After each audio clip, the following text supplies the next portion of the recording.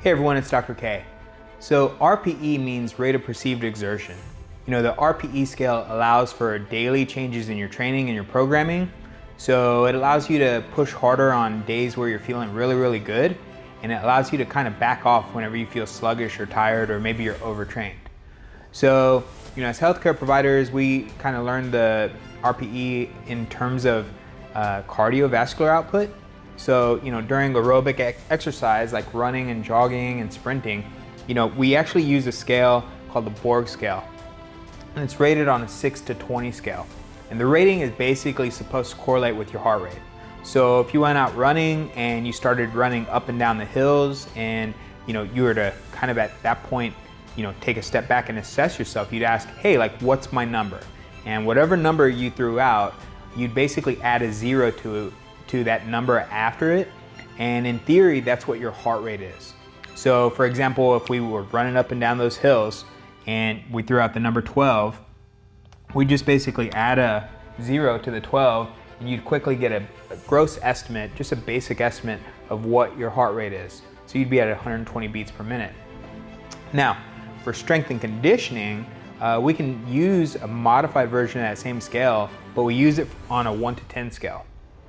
So for our programming, for instance, you know, we're basically gonna go out there, do our work, do the set that you programmed for, and then you're gonna ask yourself, how do I feel afterwards? So on a 1 to 10 scale, you know, 10 being the hardest that you've ever had to lift something ever in your life, and there's no way you could do one more rep, and 1 being like it was super easy, you could do that all day long, like what's your number? So if someone does the work, they come back and they say, hey, okay, I just did my set of squats, you know, I'm gonna give this number a 5. So they give themselves a 5, and it basically means that they have 5 more reps in the tank, maybe even 6, before they fail, okay? So if they gave an 8, that person would maybe have 2, maybe 3 more reps max. Now, this isn't perfect or as accurate as, you know, using a heart rate monitor to measure the heart rate or true 1 rep max test, so you know what your percentages are. But in a pinch, when you're working out, especially if you're starting to feel pain or there's an injury that you're trying to work through, this can really help gauge your tolerance for activity. So people can always under or overestimate it, you know, but that is basically the time for you to be honest with yourself whenever you rate yourself. That way you know what you can safely handle. You know, everything feels really hard and difficult to runners who are, you know, new to the trail or lifters new to the gym. And on the flip side, all the experienced runners and lifters, they just keep going with the flow, even if they're in a lot of pain. But the reality is, to avoid risk of injury, we need to kind of monitor that stuff. So, you know, for running, when you're running, you want to keep track of your maximum heart rate. And if your maximum heart rate is 220 minus your age, you know, that's going to be your top line number. And depending on your age, you know, you're going to be wanting to work roughly, you know, anywhere from 50% to 85% of that top number. So when we use the Borg scale again, you're doing some activity and you say, okay, I'm at a 13, and I calculate out that, you know, I'm at 130 beats per minute, and I know that my, you know, my max heart rate is going to be 220 minus my age. I can kind of factor in how close am I to that max heart rate.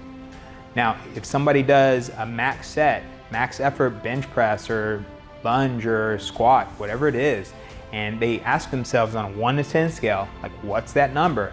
And they were to give me a 9, right? That means that they have 1, maybe 2 reps left in the tank. They were to give me an 8, they'd have maybe 2, maybe at the most 3 reps left in the tank. So it's just another way for us to do this kind of informal assessment to know how much more we can tolerate and handle on our bodies. So in the big picture, you know, RPE might be, you know, just another component besides, you know, you monitoring your form, besides you monitoring your recovery, that you should take a look at, you know, if you're experiencing pain with your training.